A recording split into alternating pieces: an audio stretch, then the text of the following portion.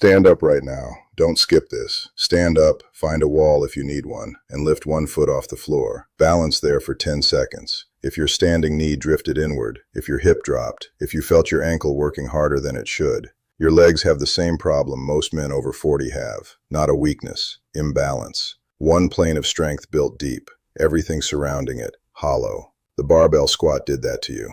Not entirely your fault. It was presented as the foundation, the non-negotiable, the movement that built warriors. Here's what nobody in that conversation mentioned. Spartan warriors. The men whose legs carried them through the agoge training system from age 7 through active warfare into their 60s, never used a barbell, never had a squat rack, and their legs didn't break down. What they had instead wasn't simpler, it was more complete, and it's still available to you. The modern case for the squat is real. It develops quad strength. It builds the posterior chain when loaded correctly. The research on it is not fabricated. But here's the structural flaw that the squat's defenders rarely address. The barbell back squat is a single plane movement. Forward and back, down and up. Sagittal, that's it. Your legs were not built to work in one plane. The hip abductors stabilize you laterally every time you change direction. The hip external rotators control knee tracking under fatigue. The soleus, the deep calf muscle beneath the gastrocnemius, manages ankle dorsiflexion under sustained load. These tissues do not develop under a barbell. They develop under exactly the kind of training that Spartan warriors perform daily inside the agoge. The agoge was the Spartan state education and military conditioning system, formalized in the 7th century BCE in Laconia. Boys entered at age 7. By the time they reached full warrior status at 18, they had logged over a decade of daily physical conditioning, and none of it involved a fixed bilateral stance with a load on their spine. What it involved was this: sustained marching under load across uneven terrain, explosive wrestling and grappling from low stances, single-leg stability work embedded in combat practice, and sprint conditioning that demanded deceleration as much as acceleration. That is not a program missing the squat. That is a program the squat cannot replicate. The 5 movements that follow are pulled directly from that system. Each one addresses what the squat ignores. The loaded march Spartan warriors covered 20 to 30 miles per day during campaign seasons, not on flat roads, but across the terrain of the Peloponnese. Uneven, steep, demanding constant ankle and hip adjustment with every step. This was not conditioning they did in addition to training. This was the training. The mechanism, sustained gait under load at variable terrain angles, develops the soleus, tibialis anterior, and hip flexors simultaneously, the exact trio of tissues that stabilizes the knee during real-world movement. These muscles don't develop in a squat because a squat removes the gait cycle entirely. The practice: wear a loaded pack, start at 10% of body weight, progress to 20% over 8 weeks, and walk 45 minutes on the most uneven surface available to you. Gravel paths, trails, stadium steps. If you're urban, stairs with a loaded pack for 30 minutes produces equivalent demand. The self-test. At the end of the march, perform 10 walking lunges. If your front knee tracks cleanly over your second toe without lateral drift, your gait chain is functional. If the knee collapses inward under post-march fatigue, the soleus and hip abductor complex needs more volume before you progress the load. This is where you start, not because it's easy, because it builds the foundation the other 4 movements demand. The Bulgarian split squat, Spartan variant.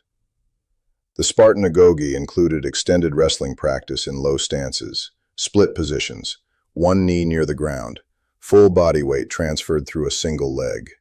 This was not an exercise. It was a combat demand. The body adapted to it because it had no choice. The mechanism. The rear foot elevated split squat is the closest single-leg loading pattern to the agoge's combat stance work. It develops hip flexor length at the rear leg while loading the glute and quad of the front leg through a full range of motion, without compressing the lumbar spine. For men over 40, that distinction is not cosmetic. Lumbar compression under fatigue is where the squat starts injuring people. The practice. Rear foot elevated on a bench or step, front foot forward far enough that your shin is vertical at the bottom. 3 sets of 8 per leg. Add load, a single dumbbell held at the chest. only when you can complete the full range of motion with zero lateral knee drift. The self-test. At the bottom of the movement, your front knee should be directly above your ankle, not in front of it. Your torso stays upright. If you're pitching forward to complete the rep, your hip flexor mobility is limiting the range. Address that before adding load. This is where the squat's missing element first appears, and where most men realize how lopsided their strength has been. The lateral lunge. This is the movement the squat cannot replicate. Here is the open loop that's been running since the frame section. The specific pattern squats will never build. This is it.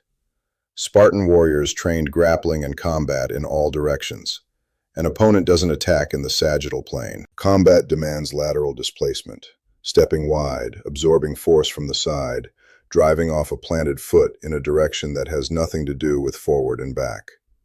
The lateral lunge was not a formal exercise in Sparta.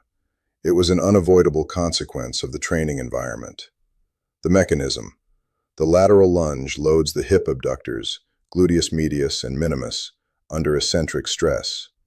These muscles are what prevents knee valgus collapse. When they're weak, the knee dives inward under any load. This is the tissue that fails first in men who squat heavily without lateral training. The squat doesn't train it because the squat doesn't move laterally. The practice. Stand with feet together. Step wide to one side, 2 to 2.5 times hip width. Sit into the stepping leg, keeping the opposite leg straight. The stepping knee tracks over the second toe. Drive back to standing. 3 sets of 10 per side. Add a dumbbell at the chest only when lateral knee drift disappears entirely. The self-test. Your stationary foot stays flat on the ground throughout the movement. If the heel lifts, your adductor flexibility is the limiting factor. Shorten the step width and build from there. This connects back to why conventional leg programs produce strong and one-direction men who still get injured.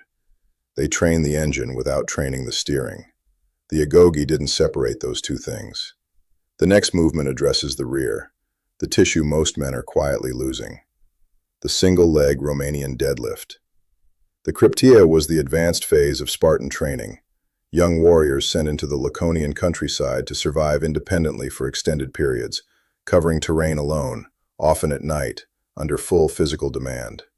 Moving silently on uneven ground in low-light conditions requires something very specific: unilateral posterior chain control. One leg balanced, hinging at the hip, with full hamstring engagement. The body develops this, or it falls.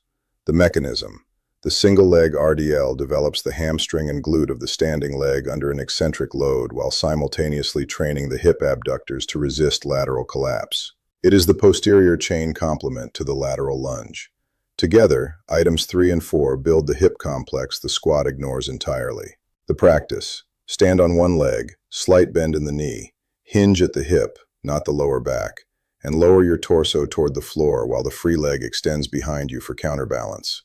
The goal is a flat back, full hamstring tension at the bottom, a controlled return to standing. 3 sets of 8 per leg. No added load until the movement is clean. The self-test. Your standing hip should not shift laterally as you hinge. If it does, if you're Trendelenburg dropping to one side, the gluteus medius on that side is the limiting factor. Return to lateral lunges until the stability improves. The depth drop. Here is where the final open loop closes. The failure mode hidden inside quad dominance. Men who squat heavily develop strong quads. What they often don't develop is the capacity to absorb force eccentrically, to decelerate, to land, to stop. Spartan warriors didn't just generate force, they absorbed it constantly. In combat, a warrior who cannot absorb a charge, a fall, an unexpected weight transfer, is a warrior whose knees and hips fail under real load. The agoge built deceleration as deliberately as it built strength. The mechanism. Plyometric deceleration training, specifically controlled depth drops, develops reactive strength in the hamstrings and glutes. These muscles fire to stop the knee from collapsing when your foot hits the ground.